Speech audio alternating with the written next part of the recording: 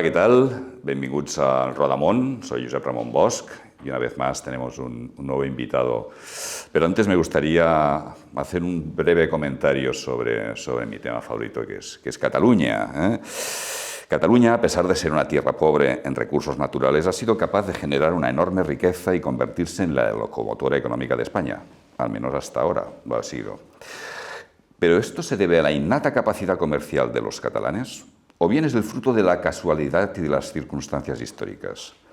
Cataluña supo aprovechar como nadie el fin de la Edad Media con el decreto de la nueva planta de 1714, que también aprovechó sus cursos de agua que eran propicios para la industria y su cercanía con las vías de comunicación hacia Europa, el escaso hierro y el carbón, el sistema de herencias catalanas basadas en el hereu y que los cabalés, es decir, los segundones de las familias, se especializasen en trabajos manuales. Un buen clima para la agricultura. Todo ello ayudó a que Cataluña fuese una potencia económica. Ciertamente Cataluña aprovechó las circunstancias de la recuperación de 1714, gracias a esas circunstancias históricas especiales, a su capital humano y a una cultura basada en el esfuerzo. Decía Vicens Vives que la menestralía fue quien introdujo este milagro catalán y lo definía como una mentalidad más que una situación, un concepto de la vida más que una forma de ganársela. Y la menestralía ha sido capaz de lo bueno y ha sido también protagonista de lo malo. Esa mentalidad menestral articuló en buena medida el discurso separatista, donde el trabajo fue entendido no como un castigo divino, sino como un signo de elección, como un sentido práctico de la vida, lo que ha vertebrado la Cataluña que hemos conocido durante los últimos 5 siglos. Y el denominador común de esta menestralía o burguesía es la nostalgia de un medievo idealizado, el gusto por una fuerte regulación de la sociedad y de la actividad económica, la limitación de horizontes y la falta de ambición para proponer un proyecto capaz de integrar a todos los catalanes y con ello a todos los españoles. Y sin un relato que favorezca una visión abierta e hispánica, la menestralía catalana seguirá encerrada en su visión nostálgica. Y para ello se debe mirar, y quieren mirar, hacia los siglos XVIII y XIX, que son los siglos en los que los catalanes realmente salimos de nuestro ensimismamiento. Y como decía Vicens Vives, se produjo una gran diáspora de catalanes por tierra de España. No menos que nosotros conquistamos el corazón económico de la corona de Castilla, se colonizó Sierra Morena, supimos renovar las artes de pesca en Galicia y Andalucía. Los catalanes conquistamos los mercados americanos. Se establecieron catalanes en las ciudades de la meseta. Campomanes soñaba en la transformación de España adoptando a las instituciones catalanas. Él dijo: Cataluña predicó a las otras Españas el evangelio de la redención por el trabajo, para resurgir el resurgimiento económico y la industrialización. Sin embargo, el fracaso con la pérdida de las colonias, la incomprensión en buena medida de Castilla hacia una catalanidad, es decir, básicamente hacia la comprensión que nosotros también tenemos una lengua y una cultura propia, compartida con el castellano, provocó un retraimiento, una mirada nostálgica hacia una idealizada sociedad democrática, medieval, independiente, falsa de toda falsedad, que se tradujo en una insensata aversión a participar en el gobierno de España. Mientras el proyecto separatista ha conseguido espantar a miles de empresas, hemos perdido competitividad, observamos con incredulidad desde Barcelona el auge de Madrid, la caída de captación de inversión extranjera y todo ello como consecuencia de lo que ha sido una larguísima inseguridad jurídica por el proceso separatista y que desgraciadamente nos retrotrae a antes de 1714. A una Cataluña del Mediodeo, a una Cataluña encerrada en sí mismo y en absurdos proyectos de independencia. Y ahora mismo Cataluña vive en una enorme melancolía. Hoy tenemos aquí a Alejandro Fernández. Benvingut, bienvenido. Moltíssimes gràcies. No sé si compartes el análisis que he hecho sobre Cataluña. Bueno, Alejandro Fernández, yo creo que no hace falta presentación, pero si me permites unos breves rasgos. Hijo de padres asturianos, nacido en Tarragona, en 1974, estudiaste en Colegio Público Sant Pere, has estudiado Ciencias Políticas en la Universitat Rovira i Virgili, has hecho Comunicación Política en la misma universidad, sí has sido profesor en la Rovira i Virgili, exactamente. ingresaste en Nuevas Generaciones del Partido Popular. Tengo que decir que yo recuerdo un discurso que hizo Alejandro en Sitges en el año 2006, creo que fue. 2004. Magnífico, magnífico, magnífico. Salimos todos absolutamente entusiasmados en ese magnífico discurso que hiciste, que impactó a muchísima gente que estamos participando en ese congreso, y fue un descubrimiento para muchos de nosotros. Teniente de alcalde, en las elecciones del 2011 lideraste la candidatura del Partido Popular por Tarragona, fuiste elegido diputado, y a partir de ahí, 2015, 2016, 2017, 2021, 2024, y pasaste del infierno a la gloria, de 3 diputados a 15, y con una implantación cada vez más importante del Partido Popular. Benvingut, Alejandro. Antes de entrar, y si te parece dividiremos esto en 3 bloques, ¿cómo ves la situación política actual en Cataluña y en España? Brevemente resumida, es decir, ¿cómo observas en concreto a Salvador Illa, que es al fin y al cabo el presidente de la Generalitat, de la que tú eres muy crítico con su gobierno, y también brevemente cómo ves la situación en España? Sí. Bueno, lo he repetido muchas veces. Es decir, no estamos ya en el proceso catalán, estamos en el proceso español. No es un proceso hacia la independencia, es un proceso que tiene como objetivo llegar a una confederación plurinacional, cambiando la forma de Estado en España, y previamente los pasos a seguir tienen que ver con sacar a España de Cataluña, es decir, prácticamente expulsar de Cataluña toda la administración del Estado, para que, llegado el momento, cuando ellos consideren oportuno que pueden volver a dar un golpe de esas características, pues no tengan nadie delante. Ese es el objetivo del separatismo. Y por lo tanto, todos los rasgos que veíamos en los años del procés aquí, inestabilidad política, conflictos atávicos en las Cortes, que los tuvimos en el Parlamento, hoy están en Madrid y no están en Cataluña. ¿Por qué? Porque los grandes debates, que han sido la amnistía, que han sido en su momento los indultos, han sido debates que se han dirimido en el Congreso de los Diputados, no en el Parlamento de Cataluña. Por lo tanto, la política catalana, como tal, hoy se juega en Waterloo y en Madrid, no se juega en Cataluña. Eso, aparentemente, pues, le da una cierta ventaja a Salvador Illa, yerno ideal, porque no se tiene que enfrentar en el día a día parlamentario a los temas espinosos que se vivieron en los años del procés aquí. Es decir, si el gobierno de España negocia con Junts la expulsión de la Guardia Civil y de la Policía Nacional de Cataluña, no es una decisión que finalmente vaya a tener que implementar Salvador Illa. Si negocian en su momento la amnistía, aunque él hubiera prometido, jurado y perjurado que jamás apoyaría la amnistía, al final no ha sido él el que ha tenido que firmarla. Todos los grandes conflictos están hoy en la política española, pero tienen un epicentro en Cataluña.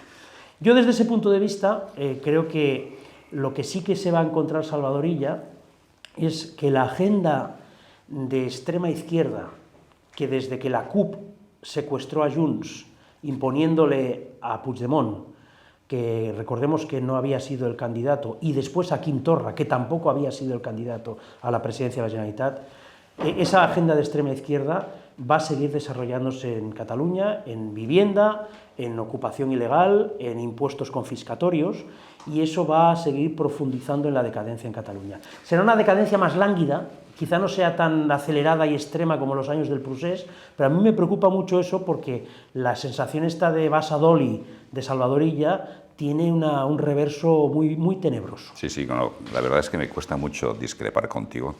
Discreparemos seguramente cuando toquemos tal vez el tema Cataluña, de ciertas visiones distintas, pero coincido contigo plenamente en esta decadencia que todos percibimos desde el punto de vista económico, moral y social, ¿no? Pero antes de hablar de Cataluña, hablemos un poco de ideología. Es decir, Alejandro, ¿qué es? ¿Es un liberal? ¿Es un conservador? Sé que eres un gran admirador de Margaret Thatcher. Nos podríamos encastillar en lo que se llama la nueva derecha, el neotradicionalismo, la alt-right también. Es decir, ¿tú dónde te ubicarías ideológicamente? Lo digo porque a veces tenemos un problema, la gente que somos de derecha o de centro-derecha, en saber explicar cuáles son nuestros referentes ideológicos, ¿no? Yo soy un liberal conservador muy clásico. Es decir, asumiendo que es un tipo de ideología que no es ahora mismo la que está de moda. Es decir, la derecha alternativa es en muchos casos intervencionista, en algunos casos incluso flirtea con el movimiento antisistema, es paternalista desde el Estado, no fomenta especialmente la iniciativa individual e incluso es proteccionista en el comercio mundial. Es decir, yo todo eso considero que está detrás de algunos de los peores sucesos en la historia. Por tanto, no me puedo ubicar en la derecha alternativa, aunque evidentemente la prefiera a la izquierda alternativa, eso también quede claro. Soy un liberal en lo económico, creo que lo que ha funcionado en el mundo es cuando los estados son más pequeños, cobran menos impuestos, regulan menos y se le da a la sociedad la posibilidad de desarrollar su proyecto vital y a las personas con mayor libertad. Creo que eso es lo que funciona y creo firmemente en ello. Desde ese punto de vista soy un liberal reaganiano, thatcheriano puro. Y por otro lado soy conservador. Es verdad que en el siglo XIX parecía un oxímoron, una cosa con la otra, ¿no? Pero es que hoy, al final, el pensamiento liberal y el pensamiento conservador se acaban fusionando precisamente como protección frente a la izquierda, ¿no? Totalitaria en su momento. Y soy conservador en un sentido, es una expresión que leí de Roger Scruton, de la humildad del conservador. A mí siempre me impactó mucho esa frase, porque el pensamiento conservador se ha vendido muy mal a sí mismo, no ha sabido protegerse.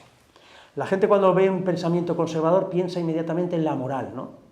Y cree que el conservador es un personaje carpetobetónico que está obsesionado con la moral de los demás, mientras seguramente en su vida privada comparte todo tipo de perversiones. Este paradigma le encanta a la izquierda, ¿no? El derechón que va dando lecciones de moral a la gente, pero luego es un pervertido, ¿no? La izquierda ha sido capaz de moldear ese prejuicio de manera muy hábil, ¿no? En cambio, el pensamiento conservador bien explicado es una cosa muy bonita, y es la humildad de aquel que renuncia a redimir el mundo porque valora muchísimo lo heredado y que por lo tanto no aspira a ninguna utopía, sino que aspira a dejar el mundo un poquito mejor de lo que lo recibió. ¿Y qué diferencias? Porque has hecho mención de Roger Scruton, que efectivamente es el gran pensador británico, pero también es un referente, por ejemplo, para Giorgia Meloni. Sí, es que yo Meloni en su momento la ubicaba, sobre todo cuando hizo campaña, quizá porque necesitaba ese perfil, ¿no? Pero la Meloni presidenta o primera ministra a mí me encaja más con el perfil liberal conservador clásico que con la derecha alternativa. Su reivindicación de los valores occidentales, del humanismo cristiano, este tipo de discurso, la identidad nacional. Sí, pero no es un discurso que esté especialmente relacionado, no tiene nada que ver con Le Pen, para que nos pongamos en... O sea, me siento mucho más cercano a Meloni que a Le Pen, vale. con muchísima diferencia.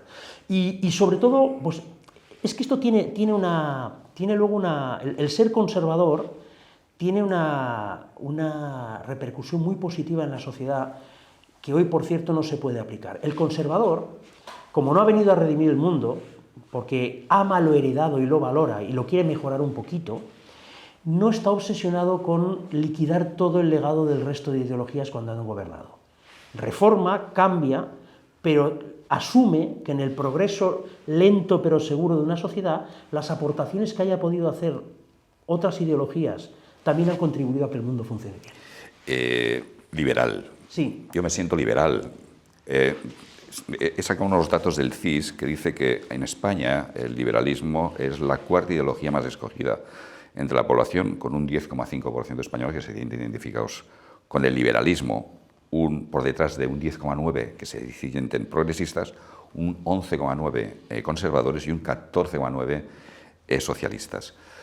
Pero ¿se puede ser realmente, Alejandro, liberal y conservador cuando, al menos en Gran Bretaña, un poco el referente para todos los politólogos como tú, son dos fuerzas absolutamente antagonistas, a pesar de que ahora mismo están en una situación, digamos, dramática en cuanto a resultados electorales, pero históricamente han sido... Sí, pero Thatcher fue capaz de hacer una fusión entre esas dos corrientes de pensamiento. Era conservadora tradicionalista con respecto a la historia del Reino Unido, pero era rabiosamente liberal en las medidas económicas y, cuidado, en algunas sociales también. ¿Y el Partido Popular es un partido liberal o conservador? El Partido Popular es la fusión histórica en su momento, cuando se refunda, y hace la refundación José María Aznar, es una doble refundación, un doble reagrupamiento. Por un lado, se reagrupan las tres familias de la derecha española, que eran los conservadores que había representado Alianza Popular, lo poquito que había del Partido Liberal, que eran Zaplana, Esperanza Aguirre, y los democristianos, que eran Óscar Alzaga, Mayor Oreja, Javier Arenas. La fusión de esas tres familias hace Partido Popular. Luego hay también una fusión de orden organizativo, es decir, también se fusiona lo que quedaba del CDS y lo que quedaba de la UCD, se mete en el Partido Popular, con lo cual también integras todo el centrismo en España. Y luego la más importante a mi modo de ver, porque superaba la nostalgia de la CEDA, y es que el Partido Popular integra a un montón de pequeños partidos regionalistas que había diseminados por España, y de ahí sale un gran partido nacional. Ahora, las cosas son como son. De esa fusión no es totalmente simétrica. El Partido Popular, el liberalismo, ha sido la parte minoritaria históricamente de la ideología, pero es que la derecha española ha sido así.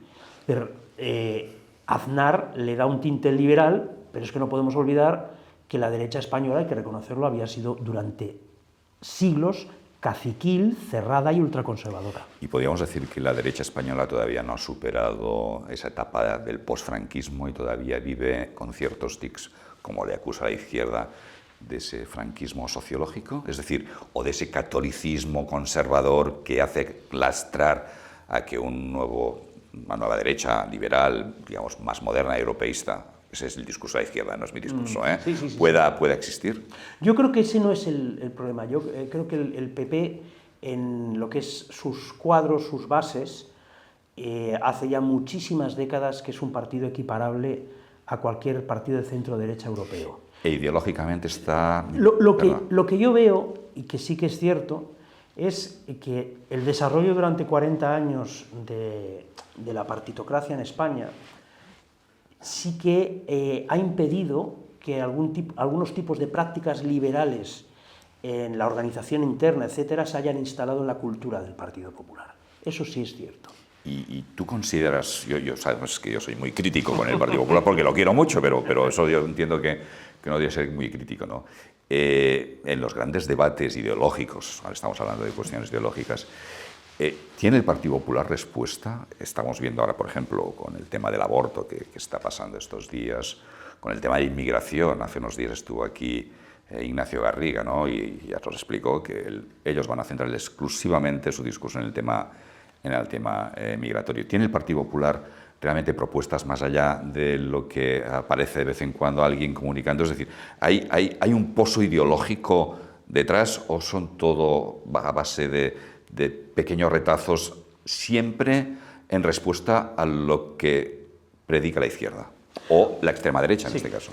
En los años 90 se produce lo que en los medios de comunicación se denominó el viaje al centro del PP.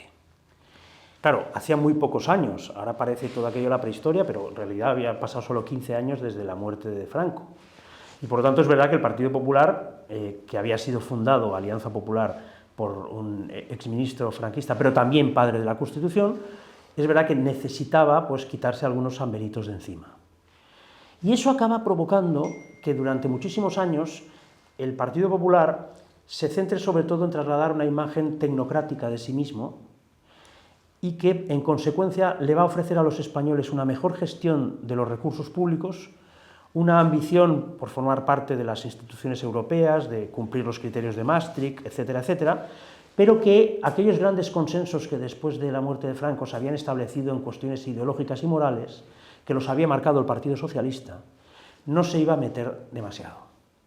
Lo que pasa es que, y eso es cierto, y yo lo explico en mi libro con una cierta amargura optimista, ya sé que es otro oxímoron, pero y es que esos principios sociales de consenso que establece el PSOE de Felipe no son los vigentes ahora mismo.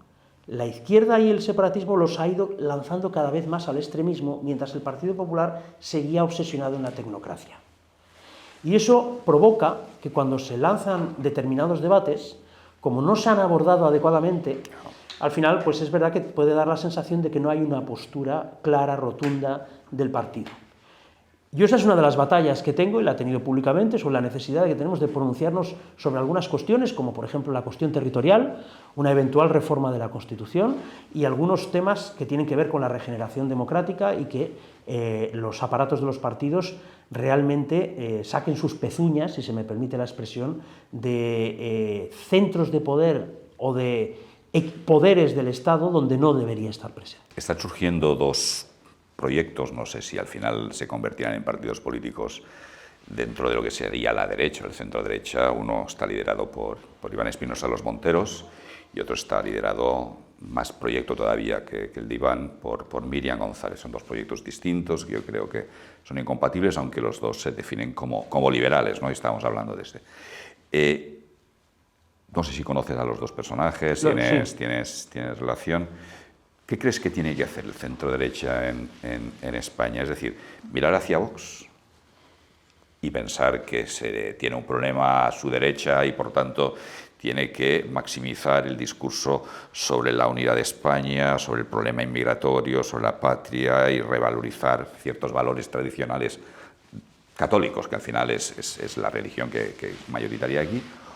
O tiene que pensar en una posición mucho más liberal, mucho más laxa, entendiendo que la migración no solamente que no es un capricho de los que vienen, sino que realmente es una bendición y que hay que aceptarlos y que por tanto hay que integrarlos y luego una visión más federal de la que tiene en este momento Vox. Es decir, ¿tú cómo ves esa derecha y estos dos proyectos, independientemente de las personas?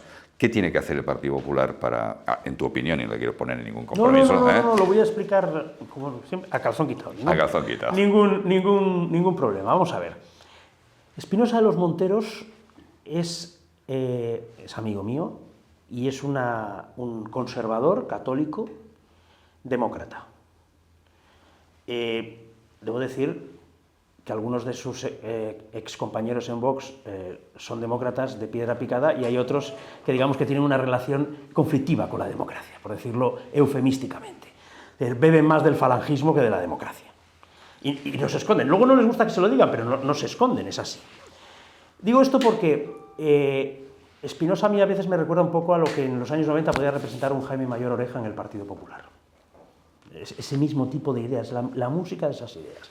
Y el proyecto de Míriam González es un proyecto que no deja de ser la actualización de algunos de los principios fundacionales de Ciudadanos, en clave liberal y en clave de regeneración democrática.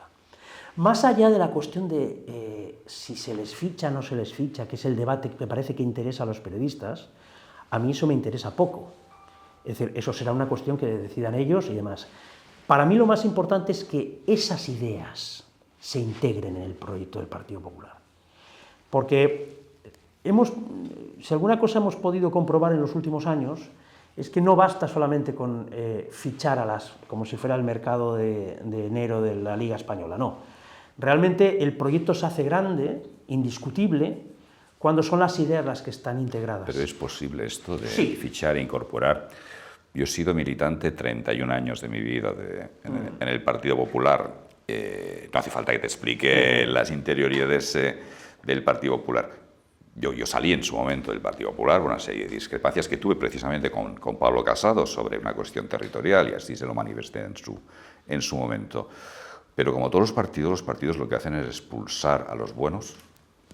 Yo creo que tu caso podría ser un caso claro y no quiero meterte en más compromisos y difícilmente integrar a gente válida. Esa es mi impresión desde fuera en estos momentos. No, yo solo lo explico también en mi libro cuando digo que lo explico, es decir, en la transición española se toma la decisión, que en ese momento tenía sentido, de blindar a los partidos políticos para evitar una atomización excesiva que hiciera España ingobernable.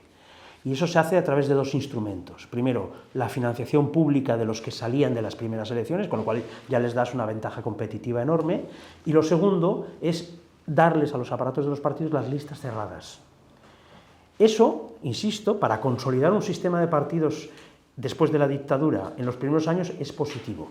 Pero desarrollado durante 40 años ha provocado una degradación de la calidad de la clase política española salvaje. ¿Por qué? Porque lo que acaba ocurriendo, y le ha pasado a todos los partidos, tú comparas los que había en la transición, y sé que es tirar piedras en mi propio tejado, pero lo asumo. Es mucho mejor la generación de políticos de la transición que la mía. No tengo ningún problema en reconocerlo. No, Feijóo también lo ha reconocido. ¿Por qué? Claro, ¿por qué? Pues porque las propias dinámicas de la partitocracia y el sistema de listas cerradas acaba provocando que el que quiere ir en una lista, básicamente lo que tiene que hacer es hacerle la pelota al jefe, no intentar dirigirse a la ciudadanía. Yo por eso propongo de manera entusiasta cambiar el sistema electoral en España. Sé que estoy bastante solo en la propuesta, y lo asumo, de cuando una propuesta mía es minoritaria, pues la asumo y demás. Pero, por eso te decía, pero que la cuestión ya no, para mí no es tanto los fichajes, porque entre otras cosas, si se produjeran los fichajes, pero luego la ciudadanía no sintiera que esas ideas se han integrado en el proyecto, no serviría para nada. No, yo coincido contigo que fichar por fichar. Claro, eso ya se ha hecho a veces. Lo que hay que hablar es precisamente de concepto, de ideología y de proyecto y de relato, porque si alguna cosa no tenemos la gente de centro derecha, de derecha, es que no tenemos un relato y siempre estamos a rebufo de los grandes relatos y del marco mental que la izquierda sabe marcar muy bien. Cataluña. Oye, resolver el problema catalán es muy complicado. Yo fui muy crítico con Ortega y con su famosa conllevancia. Pero ahora le entiendes más. Pero cada vez llega un momento, y es verdad, tú has hecho una aportación que dices, el procés se ha pasado de Barcelona a Madrid. Yo estoy trabajando en Madrid 3-4 días a la semana, y efectivamente veo que los catalanes hemos exportado lo peor, que es la guerra de las banderas, el identitarismo, el cabreo y la división familiar, y eso yo creo que lo hemos vivido aquí, en buena medida lo hemos superado. Ahora estamos en una especie de pax romana por la presencia del PSC. Yo he defendido siempre que Cataluña es una nación cultural dentro de la nación política española, y hago mención a un enfrentamiento dialéctico, si me permites que la explicación, luego doy mi versión y luego das la tuya, a un enfrentamiento que tuvimos en el año 2008, enfrentamiento ideológico, no personal, nunca lo hemos tenido, un enfrentamiento personal, pero decir que yo tengo mis convicciones y Alejandro tiene sus convicciones, y en esas convicciones chocamos abruptamente en el Congreso del 2008, en el que Dani Sirera dejaba la presidencia del partido y lo asumió Alicia Sánchez Camacho. En un combate con Montse Nebrera feroz. En un combate con Montse, que yo apoyé a Montse. Sí. Bueno, yo apoyé a Dani Sirera primero, después a Montse Nebrera, en el propio Congreso, ante la deserción de Montse Nebrera de muchos de sus acólitos. Pero en la ponencia política yo presenté una enmienda a la totalidad, y tuvimos un debate ideológico mientras se estaban repartiendo el poder por arriba, pero tú y yo... Tú y yo estábamos en Narnia. En algo en el que yo nunca más he visto al Partido Popular discutir. Que fue... Pero es que era lo primero que te iba a decir. ¿Cómo echo de menos que en los partidos se puedan debatir esas cosas como hicimos tú y yo, de manera muy intensa, pero muy respetuosa, por supuesto? Digo, a mí siempre me has caído de puta madre. Es voto, y lo sabes, es voto. Pero sí, vamos a ver, yo entiendo perfectamente tu postura, y bueno, yo explico la mía en relación al concepto de nación cultural. Yo le tengo pánico a la identificación de una nación con la cultura, la lengua y la tradición. Porque esa visión, que puede parecer sensata y razonable, está también detrás de algunos de los peores conflictos de la historia de la humanidad. Porque si tú asumes la idea de que la nación es la lengua, inmediatamente te viene a la cabeza que si la nación alemana es donde se habla alemán, el sur de Dinamarca es Alemania, Austria es Alemania, una franja de Polonia es Alemania, antigua Checoslovaquia es Alemania, y el norte de Francia, Alsacia-Lorena, es Alemania. Sobre ese principio de nación cultural se construye la idea de la Gran Alemania. Del mismo modo, yo no voy a entrar en disquisiciones lingüísticas porque no es mi especialidad, además siempre digo lo mismo, los valencianos tienen derecho a llamar a lo que hablan como les dé la gana. Pero de esa misma idea de nación cultural proviene un concepto para mí fantasmagórico como es el Països Catalans. Pues claro, exactamente hasta dónde llegaría Cataluña si lo que la define como nación es la lengua, la cultura y la tradición. ¿Cómo defines eso? Para mí es más importante, sin negar que eso existe, cuando tienes que definir nación, para mí tiene que haber antes una comunidad política, jurídica de ciudadanos libres e iguales. Y ahí es cuando defines la nación. ¿Por qué? España es una nación, pero no es solo donde se habla español, porque entonces Uruguay sería español y ya no aspiramos a ello. España es una nación que tiene varias lenguas oficiales, que es plural, pero que no se identifica exclusivamente con lo hispano. El nacionalismo español existió. El franquismo fue nacionalismo español. La unidad de destino universal de Franco era nacionalismo español. Hoy hay nacionalistas españoles en la derecha, los hay, han resurgido. Pero yo particularmente creo que en el momento en el que aceptas la idea de la nación cultural, la frontera con el nacionalismo político es tan débil que caes de cuatro patas. No, estoy de acuerdo contigo que jugar con las palabras es muy complicado y peligroso. Y de hecho, digamos que mi relato ha perdido dentro del Partido Popular y tú has ganado que estás de presidente. Yo creo que es obvio cuál es la situación actual. Oye, si quieres te cambio. Yo te veo aquí muy bien y te veo feliz y sonriente. Te digo sí, pero también muy preocupado porque al final uno que tiene una vis política innata y clara, pues lo que quiere es lo mejor para su país y entiende que desde, en este caso, la posición de derecha o de centro-derecha es donde se tienen que defender las ideas, y es en la política, no en la sociedad civil, que también en la sociedad civil. Pero no quiero entrar en rebatirte, pero jo soc catalanoparlant d'origen. Els meus avis no parlaven en castellà, vivien prop de la frontera i parlaven més potser francès que castellà, no?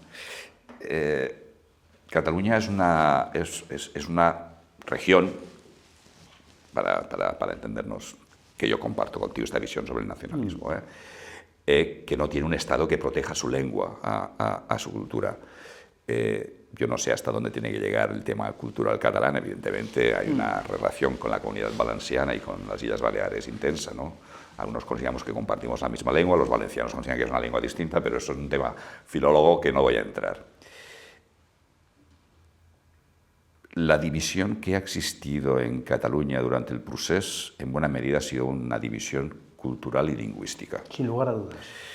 Y es la parte que queda viva, ¿eh? Sí, es la parte. Es la parte que queda viva en esta etapa. Luego lo otro volverá. Sí, volverá, sí. Pero el conflicto ahora está en eso. Estamos hablando de los catalanoparlantes que ocupan mayoritariamente el interior de Cataluña, Lleida y Girona, como ocurre también en el País Vasco, en las zonas donde el abertzalismo está creciendo y sigue creciendo a pesar de todo. Y estoy hablando del tema Bildu, que está además copando buena parte de Navarra.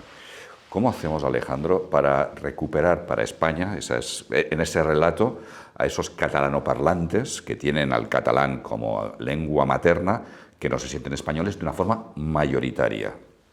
Bueno, lo primero es que efectivamente, a diferencia del nacionalismo vasco, que tiene, no solamente porque fundara Sabino Arana, ¿no?, sino que en su cuerpo doctrinal hay clarísimas referencias raciales, y eso es así, fruto de su tiempo, también hay que decirlo.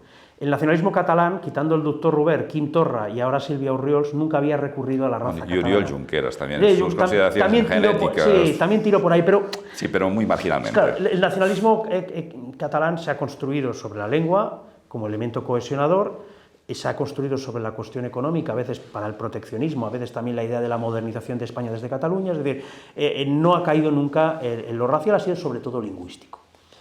Y por lo tanto, es verdad, además los datos, siempre hay excepciones, tú eres un caso de excepciones, que era sorprendente cuando veías los datos cómo había una correspondencia clarísima en los momentos álgidos del procés, entre lengua materna y apoyo o no al proceso separatista. En términos estadísticos, repito, con todas las excepciones que se quiera, porque en el Partido Popular hay muchísima gente catalanoparlante, el tema lingüístico está ahí. Es más, una vez ha fracasado la independencia, el separatismo ahora vuelve a estar muy obsesionado con la lengua. Para mí de una manera divisiva, porque como es un proyecto político que solo sabe fracturar, hoy están empezando a entrar en una cosa que hasta ahora parecía tabú. Hasta ahora el debate sobre la lengua se centraba en cómo se gestionaba el bilingüismo en el sistema educativo y en la administración pública. Están empezando a intervenir en los patios de colegio, en las calles, en los comercios, con una agresividad... Hemos visto lo de Gracia, que ha sido con una tremendo. agresividad además inaudita. Es decir, la frustración del fracaso del procés hacia la independencia la están canalizando hacia una idea muy agresiva de la lengua.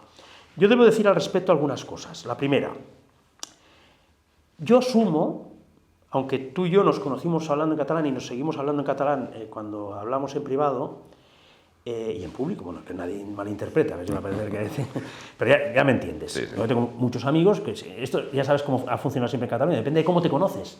Te conoces con alguien en catalán y sigues hablando con él en Toda catalán, la vida. y esto funciona así. Yo puedo asumir que no tenéis la misma aproximación emocional los que en casa escuchasteis a vuestros padres y aprendisteis a todo en catalán, que aquellos como yo, hijo de asturianos, que lo aprendí todo español.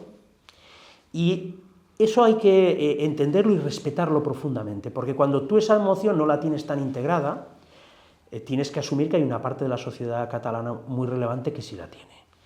Pero eso tiene también sus matices, que tenemos el castellano como lengua materna en Cataluña no significa que no tengamos un profundo amor por el catalán, porque también forma parte de nuestra vida. El catalán es una lengua con la que nos comunicamos con algunos amigos, con la que tenemos recuerdos maravillosos, que hemos participado de productos culturales que nos han marcado profundamente a lo largo de nuestra vida. Y a mí es un tema que me preocupa, y me preocupa mucho. Pero no comparto la angustia lingüística. Para empezar, porque todas las lenguas tienden a morirse un día u otro. La cuestión es cuánto tardan. Si cayó el latín, caerán todas. Sí, sí. Hablas de español. Sí. ¿Y por qué el catalán no es español? El catalán es una lengua española, por supuesto. Entonces, español es una forma de decir, estoy hablando del castellano, para mí castellano, para ti español, es una forma, déjame que entre en... Si te fijas, a veces me sale una palabra u otra en función de lo que diga, porque es verdad que es un debate un poco complicado, pero cuidado. Las palabras las carga el diablo. Sí, el catalán es una lengua española, por supuesto. El gallego es una lengua española, por supuesto. El euskera es una lengua española, por supuesto. Pero el castellano no es la lengua de Castilla, como se dice aquí. Es la lengua de todos los españoles. Y es la lengua propia también de Cataluña. Yo ahí discrepo. No existe yo no puedo compartir estas visiones casi antropológicas, paleolíticas de la lengua para decir si una lengua es propia o no. Las lenguas son propias en la medida que se usen. Resulta que el castellano, español, ahora ya me da igual, es la lengua mayoritaria de uso social en Cataluña, por lo tanto es propia también. Eso de decir, no, y el urdú, como lo hablan tres, también es lengua propia de Cataluña. No, no vamos a caer en esa trampa. No, yo fundé una fundación, y valga la redundancia, se llama Juan Boscan, de un personaje que vivía en el siglo XV y XVI en Barcelona, que tenía una tertulia en castellano o español en su casa. No había nacido Franco, no. Más las primeras... cláusulas del Tarequet de la Nova Planta en 1714 estaban redactadas en catalán, o sea que aquí podríamos hablar mucho. No quiero prolongar sobre el tema Cataluña, si es nación o no es nación, y que queda muy claro tu visión, que comparto en buena medida, y ciertamente las palabras son muy peligrosas, y hablar de nación cultural entiendo que ahora mismo estamos después de 8 o 9 años ya llevamos de procés ya muy saturados, y creo que este debate además lo hemos dado ya por finiquitado, y ahora el nacionalismo catalán vive inmerso en sus propias contradicciones con un personaje que supongo que conoces bien, que es Silvio Oriols. No sé qué opinión tienes tú de esta situación del nacionalismo catalán y o no tan nacionalismo catalán, porque parece ser que según los datos del CEO, a Silvio Oriols, es decir, Alianza Catalana, la votará gente, al menos por lo que me llega a mí de muchos sitios, que no solamente es independentista, sino también no independentista. Sí. ¿Es un fenómeno que tú observas con preocupación? Vamos a ver, no solamente lo observo con preocupación, sino que además que nadie se quite una idea de la cabeza. Y eso se lo he dicho ahí alguna vez. No, hombre, y al final tú quieres expulsar a los musulmanes, pero a los de Burgos también. Cuidado. Silvia Ros tiene una visión, en este caso, de Cataluña muy parecida a la de Quim Torra. Quim Torra estaba obsesionado con los años 20. De hecho, lo cifraban, fíjate hasta dónde llega muchas veces la xenofobia, ¿no? Antes de la llegada de los murcianos, como si hubiera existido una Cataluña pura, idílica, donde no había conflictos, porque aún no habían llegado los murcianos, fíjate tú, qué cosa, ¿no? Ese pensamiento, que además está muy influido, como decía antes, del doctor Robert, la raza catalana, como está la cuestión de la inmigración, pasa desapercibido que Sílvia Orriols piensa eso también. Y como es evidente que tiene unas dotes comunicativas muy poco frecuentes, porque es verdad, y esto yo nunca he tenido ningún inconveniente en reconocer las virtudes de mis rivales políticos, es una mujer que se nota que cree de lo que está hablando y que no pone el freno de mano. Lo que dice es porque lo piensa. Yo no sé si piensa mucho lo que dice, pero está claro que lo que dice, lo piensa, lo siente así. Y eso es muy importante en política, que la gente cuando te escuche diga, este tío no me está tomando el pelo, me gustará más o menos lo que dice, pero esto sé que es lo que piensa, ¿no? Cuando aparece un político así en un momento de frustración del movimiento separatista, ya por una cuestión de mera empatía, toda la gente que se sintió decepcionada porque les habían vendido que lo de la independencia sería bufar y fer ampollas, y que ho tenim a tocar, y que aquí será todo muy fácil, y que luego tuvieron la sensación de que sus líderes se acobardaron en el momento decisivo, a ella la ven, creen, ahora, luego el futuro ya veríamos, creen que ella sí se atrevería. Entonces, ahí tiene ya un caldo de cultivo de exvotantes de Junts, de Esquerra y de la CUP también, se ve en la transferencia de voto, brutal. Y si a eso le añadimos que hay un problema grave en la gestión de la inmigración, que es el desarrollo durante tantos años de un multiculturalismo buenista y responsable en la gestión de la inmigración, que ha generado un caldo de cultivo para que una sociedad especialmente tolerante en este aspecto. España siempre ha sido uno de los países menos racistas del mundo. Es así, ¿eh? No tenemos nada que ver con algunos países del norte de Europa donde siempre ha habido... No tenemos ninguna razón, no somos una raza, claro, somos una mezcla absoluta de... Efectivamente, y es así, siempre... Entonces, están empezando a conseguir este tipo de políticas irresponsables que, como la inmigración descontrolada, las prácticas multiculturales descontroladas acaban trayendo pues, delincuencia, etcétera, etcétera, pues de ese caldo de cultivo también se nutre Sílvia Orriols. Muy bien. Vamos a tocar el tema del Partido Popular de Cataluña. En Madrid siempre me hablan de lo mismo cuando sale el tema del PP catalán, porque es un tema recurrente en Madrid, bueno, en todas partes, pero sobre todo en Madrid. De decir, joder, tenemos al mejor orador de España, pero no lo quieren en Génova. Es una discusión que se tiene y que, por fin, no te voy a esconder, que sabes perfectamente de lo que estoy hablando. Yo viví indirectamente en el año 24, cuando se hicieron las listas al Parlamento de Cataluña, que hubo muchos nervios, mucha tensión, mucha presión. Sabes que me llegó, en fin, también a los que veníamos del mundo de la sociedad civil, de decir, ostras, no podemos dejar que Alejandro no sea el candidato del Partido Popular. Y efectivamente, sabes que algunos dimos un paso adelante para defender que creíamos que tenías que ser el candidato. Pero has sobrevivido a unos cuantos presidentes del Partido Popular. Una realidad, una certeza. Es decir, has sobrevivido a Pablo Casado, que en fin, en buena medida quería prescindir de ti. Has sobrevivido a Rajoy, que también quería, eso decían, no sé, tú sabrás mejor que yo, querían prescindir de ti. Y siempre está, en catalán decimos la brama, de que Feijóo tampoco te quiere. ¿Qué haces para que no te quieran, pero sigas? Vamos a ver, yo una frase de brocha gorda que utilizo en el libro, que es la de que además es para mí, pero es de brocha gorda, pero para mí es la definitoria de la historia del PP catalán, que es a Alejo lo ficharon por duro y lo echaron por duro, a Piqué lo ficharon por blando y lo echaron por blando. Bueno, ya reconozco que es de brocha gorda. Pero sí que refleja dos cosas. La cuestión, el problema nunca fue ideológico estrictamente, porque Piqué y Alejo representaban proyectos políticos muy distintos, totalmente distintos. El de Alejo se parece más a la Carta Fundacional de Ciudadanos, una especie de... Nos olvidamos del eje izquierda-derecha y nos lanzamos a la batalla contra el nacionalismo por tierra, mar y aire. El de Piqué es todo lo contrario. Es en el pospujolismo, vamos a centrarnos en el eje izquierda-derecha, asumiendo algunos postulados del catalanismo político y a ver si así diluimos la cuestión identitaria. Hay que decir que ni uno ni otro pudieron desarrollar completamente su proyecto, porque acabaron como el Rosario de la Aurora, los dos con Génova. Es decir, asumiendo que en un conflicto tú no puedes dar por hecho que los culpables son siempre los demás, convendrá asumir que lo que me ha pasado a mí le ha pasado a todos mis antecesores, todos aquellos que tenían una idea propia. Por lo tanto, no es el hecho concreto de la ideología más catalanista, más españolista, no, es que reclames tener personalidad propia. Entonces, yo no sé qué es lo que he hecho, lo que sí que he aprendido un poco de las experiencias de mis antecesores. Y a riesgo, pues las cosas que pienso las digo. No sé si habrán elecciones en el 2026, como auguran algunos, o en el 2027, como jura Pedro Sánchez. En todo caso, nos quedan 2 años, como mucho, para unas elecciones generales. Luego, si quieres, hablamos de lo autonómico.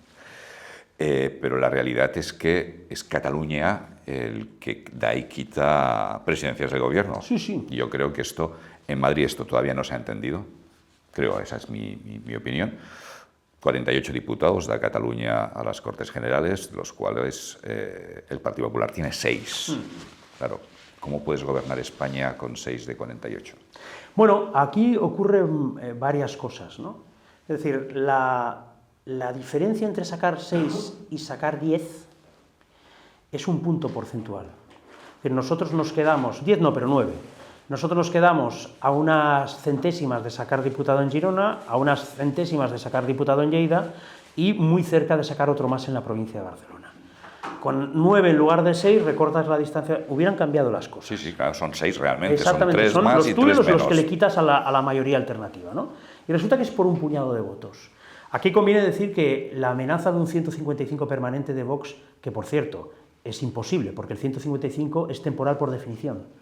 El 155 lo aprueba el Senado ante un incumplimiento reiterado de la autonomía por parte de una comunidad autónoma, el Estado restablece el orden constitucional y devuelve la autonomía, es decir, no existe el concepto de 155 permanente.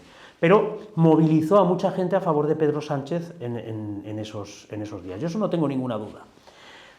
Pero también debo decir una cosa, creo que precisamente cuando yo digo muchas veces que reclamo autonomía para el Partido Popular de Cataluña, no es autonomía para ir en contra del PP, sino para poder ser el PP con naturalidad. Y me explico. Las élites políticas en Madrid siempre han priorizado históricamente el pasteleo con los nacionalistas a la construcción de un proyecto constitucional en Cataluña ganador. Y eso funciona en sus esquemas mentales y es complicadísimo quitárselo de la cabeza. Funcionaba cuando hicieron a Pujol español en el año 83, convencidos de que Pujol iba a ser el pepero catalán, manda narices. Hay que tener poco conocimiento de la historia, de la biografía de ese hombre, etcétera, etcétera, para pensar una cosa tan disparatada. Pero es que siempre están obsesionados con encontrar en nuestros rivales políticos el interlocutor que sirva para ser el referente del PP en Cataluña. ¿Me auguras, por tanto, que si gana Feijóo, que esperemos que sea así, próximamente volveremos a estar como siempre? No, y precisamente de ahí vienen mis... mira, te voy a dar una cosa en primicia, porque me ha llegado. Claro, el libro mío, como es poco habitual... A calzón quitado. Es muy poco habitual. Ha tenido varias fases de digestión por parte de los interpelados. La primera es que no lo leen y se fijan en alguna frase sacada de contexto y entonces al principio pues había, bueno, así trascendió en los medios, casi indignación. La segunda es su lectura. Y entonces, bueno, no era para tanto, aquí no se mete con nadie, son reflexiones históricas, no hablo de la Génova actual, yo hablo de la historia del centro-derecha constitucional en Cataluña y por qué ha fracasado reiteradamente, a mi humilde entender, que evidentemente también hago autocrítica sobre mí mismo y errores que cometí en los inicios de mi presidencia en el partido y que también contribuyeron a que durante un tiempo las cosas no fueran bien e intenté aprender de ellos para que ahora las cosas nos vayan mejor, ¿no? Y la tercera, que es la que a mí me da esperanza, es que muchos dicen, si tiene razón, pero que no lo diga. Entonces, si ya estamos en esa fase, debería haber una cuarta, que es, tiene razón, vamos a construir sobre esto.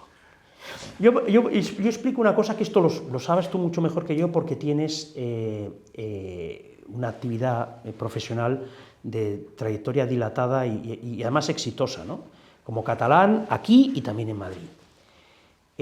La percepción que se tiene en Madrid de lo que son las élites en Cataluña es una percepción ochentera. Están obsesionados con los superricos, con los que son totalmente anti-PP. Como los superricos en Madrid son cercanos a ellos, no pueden entender que los superricos aquí no sean cercanos a ellos. Y se olvidan de que las complicidades que aquí se pueden tejer son con profesionales medios, con pequeñas y medianas empresas, no necesariamente con las patronales, con las que hay que tener buena relación, pero no, hablo personas concretas, y con las élites culturales y académicas, que no tendrán dinero, pero son muy influyentes. De hecho, cuando Ciudadanos molaba, como decía un amigo mío, se construye parte sobre esa idea, que es rodearte de élites académicas, culturales, hasta músicos, todo cosas que la derecha española no había sido capaz de hacer aquí en Cataluña en la vida. Y yo aspiro a eso, o sea, aspiro a que el PP catalán pueda recoger, evitar los errores que cometió Ciudadanos en algún momento, però també inspirar-se en alguns dels aciertos que los convirtieron en un proyecto exitoso. Bueno, doncs amb aquest missatge d'esperança que ens has deixat, podríem donar gairebé per acabada la conversa, però no m'agradaria deixar passar el temps sense parlar de les opcions que té el Partit Popular de Catalunya de governar algun dia a Catalunya, perquè jo crec que un partit el que vol és governar, o almenys incidir en la governança.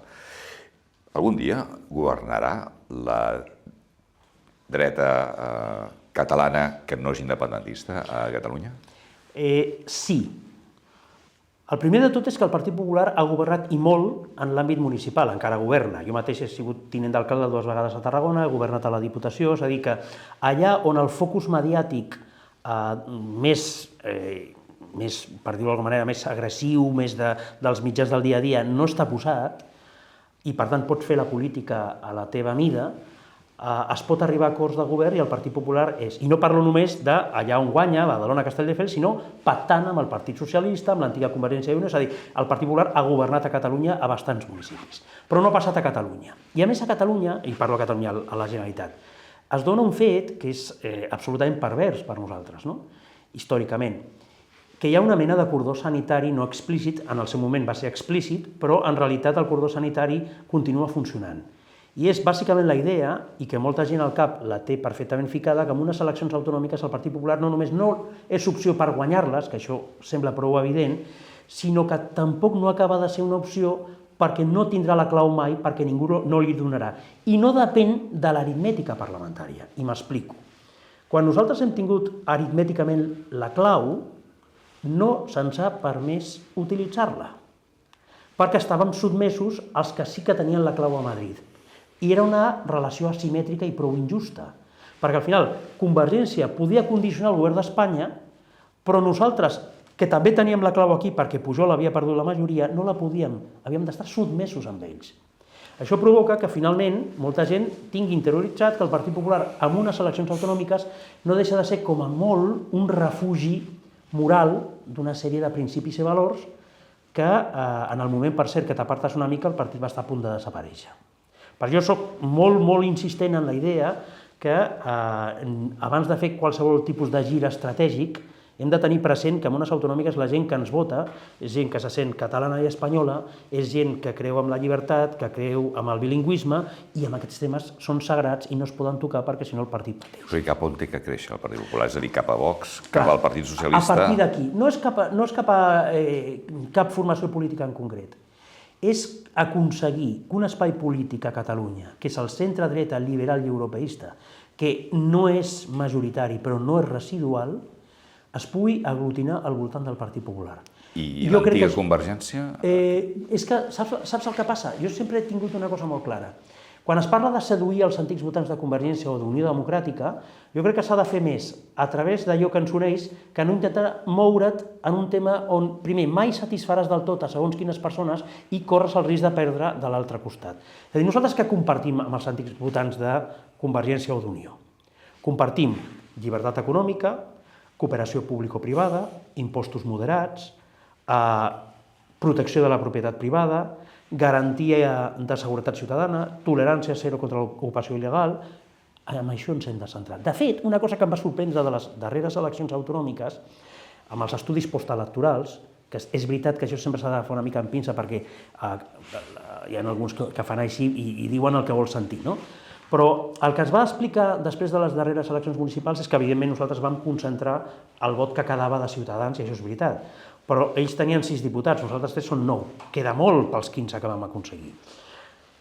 Consideren els experts que una part d'exvotant socialista que no li agradava el que estava fent el Pedro Sánchez i l'Illa amb el separatisme, que ens va votar, que ells ho van compensar amb gent que havia votat als Comuns i a Esquerra Republicana, amb escreix, perquè van treure un resultat molt bo. Però per primera vegada vam tenir, es considera, una certa transferència de vot, no amb gent de Junts, però sí amb gent que havia votat, i antics votants de Convergència, i això no es fa assumint l'ideari nacional de Jordi Pujol. Jo crec que es fa intentant posar a l'agenda política els temes, que costa molt, perquè costa molt, els temes que ens uneixen amb aquest tipus de perfil de català.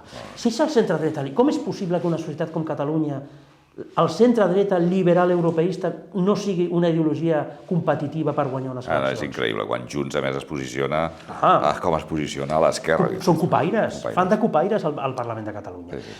I aquest camí, si es fa amb perseverança, amb paciència i sense moviments estratègics estranys, és un camí que ens pot donar més de 20 escons a Catalunya i aleshores sí, tenir la clau però per poder exercir-la. Molt bé, Alejandro. Ojalà sigui així. Jo et desitjo tots els èxits del món. Des de la discrepància en moltes coses, Alejandro, como siempre, a calzón quitado. Y una vez más, el rodamón del liberal. Muchas gracias. Muchísimas gracias.